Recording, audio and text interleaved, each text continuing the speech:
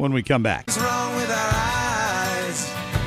Well, it's funny. Earlier, Kim played sound from a business owner in Kansas City who is thinking of leaving the city because of rampant crime problems and all of that. And, Mayor Quentin Lucas out there has been here to St. Louis when Tashara Jones was mayor, walking the streets and talking about the problems they share in common. Certainly crime is one of them, but we have a new mayor now, Cara Spencer, and she had her first real news conference the other day. And our friend Elliot Davis joining us this morning, of course, recently retired from Fox 2 News. Elliot, how are you? Well, I'm doing good, Mark. How are you, buddy? Busiest retired man I know. You know that? Somebody else said that. That's true. So I was reading your post on this press conference that Cara Spencer held, and one of your comments after asking her what she's going to do about crime, you pointed out it sounded very much like the same answer you got from the last mayor. Well, and I had been posting before she got elected that I didn't see a whole lot of difference between her and Tashara Jones. Both are progressives. Now, there might be obviously some differences around the edges. We'll see a few different department heads, but basically, it sounded like the same old plan. I'm going to be nice today. Let me dial it back. Mark, I'm going to be a nice guy today, buddy.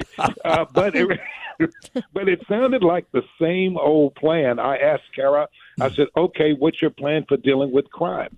And the first thing she started doing is talking about how the numbers had dropped, and that that we're better off because the crime numbers were down. Well, I counter that with saying St. Louis is still in the top 5 most dangerous cities in the United States. So why even say that? Tashara said that. That's the same thing that she said.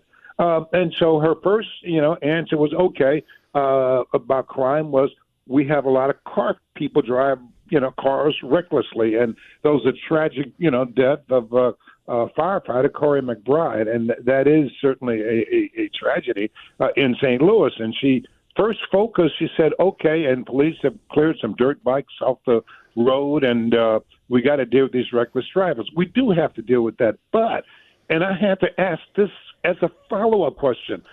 What about the homicides in this city? What are you doing about that? And so her answer was, well, we got to get those guns off the street. And the problem is the guns. I've been hearing that answer for 20 years. Yeah, it's true. I mean, she talked about how she made it seem, at least when she was campaigning, like she was more police friendly, that there was this need to hire more police. Obviously, we have the police now under state control, and they're working to kind of build the board of commissioners for that. But has Cara Spencer actually laid out a timeline or any sort of a concrete plan on how she plans to go about hiring these new officers, how many she wants to hire? I didn't hear it. I certainly didn't hear it at the press conference when I asked about crime. Mm-hmm. That was a perfect chance to say, I'm going to try to hire 300 new police officers and bring them on board. We're going to jack up the pay. We're going to try to make police feel that we're the kinder, gentler progressives, not the ones that endorse defund the police. I go back, guys, when defund the police came along, it seemed like Tashara was on board, the Board of Aldermen was on board, and Cara Spencer was on the board, and she didn't say anything against defund the police.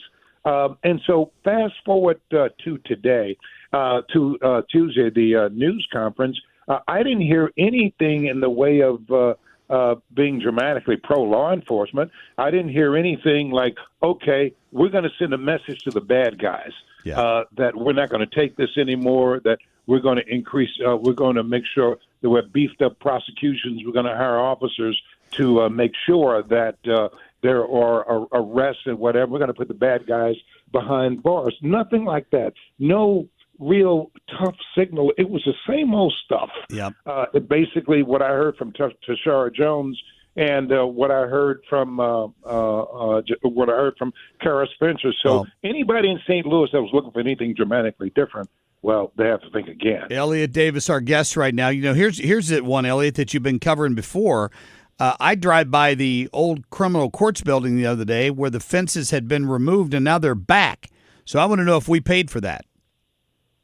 Well, I don't know. Well, obviously we would pay for it. Yeah. The fences had been taken down. I know Tashara Jones had the fences put up, and then Tashara had the fences then taken back down.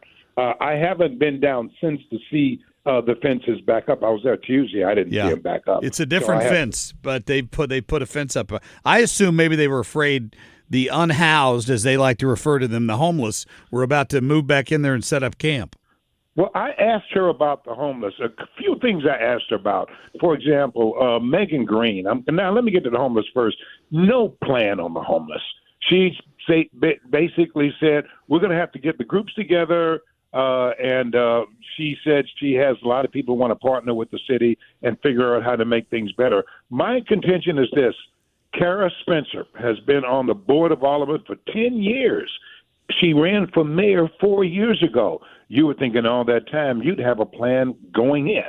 And so you wouldn't have to I agree with studying stuff, but if you've been around government that long, you should already have a plan. I didn't see a plan on crime, didn't see a plan on homelessness. What I saw is disorganization in government. For example, she talked about Megan Green, who filed that lawsuit against a state control, filed a suit the Attorney General. Well, of course, when Tashara Jones filed a similar lawsuit in the last days of her administration, Cara Spencer came to office and dropped that effort, said, no, I'm not going to do that. Not right now. I'm in favor of, local control, but I'm not going to do that. And so what happened, what does Megan Green do? She files a lawsuit on her own to try to overturn state control. The mayor did say, I'm disappointed in that. So it just seems like nobody's on the same page. Yeah. And so, and I have to say this, and I'm going to move on.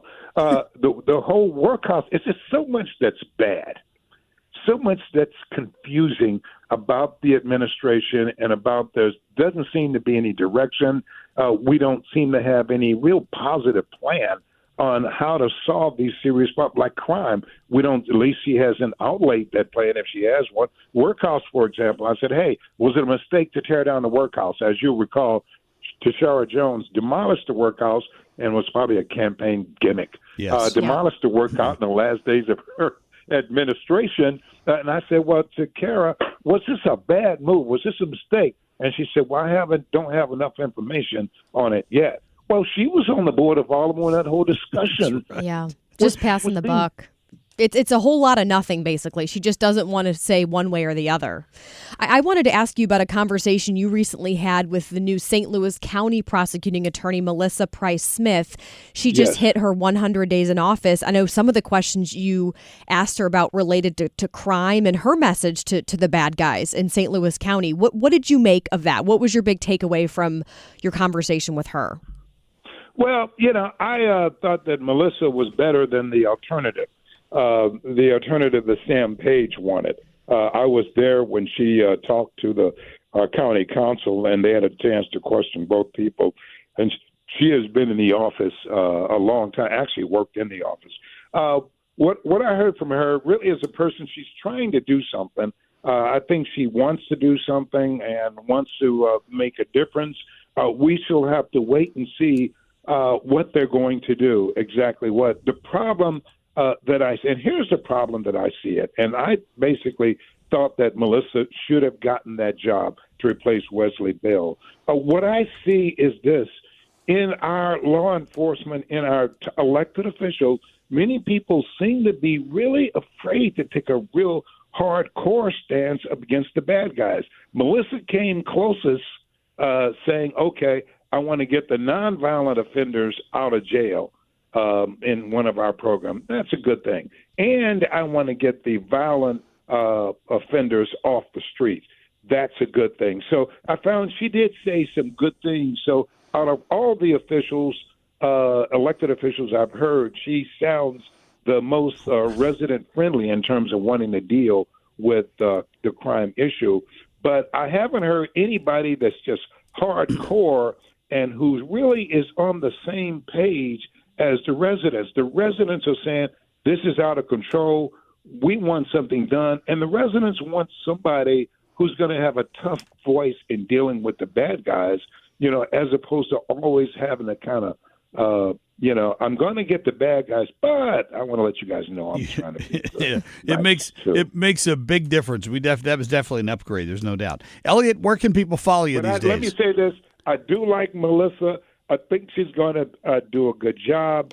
Like I said, I think also that in this climate, with the voting climate, it seems that a lot of voters are progressively minded, liberally minded, and so none of the elected officials want to say anything that will run astray or go afoul of the progressive voters, and so they always couch everything they say. That's St. Louis County for you these days, for sure. And St. Louis City.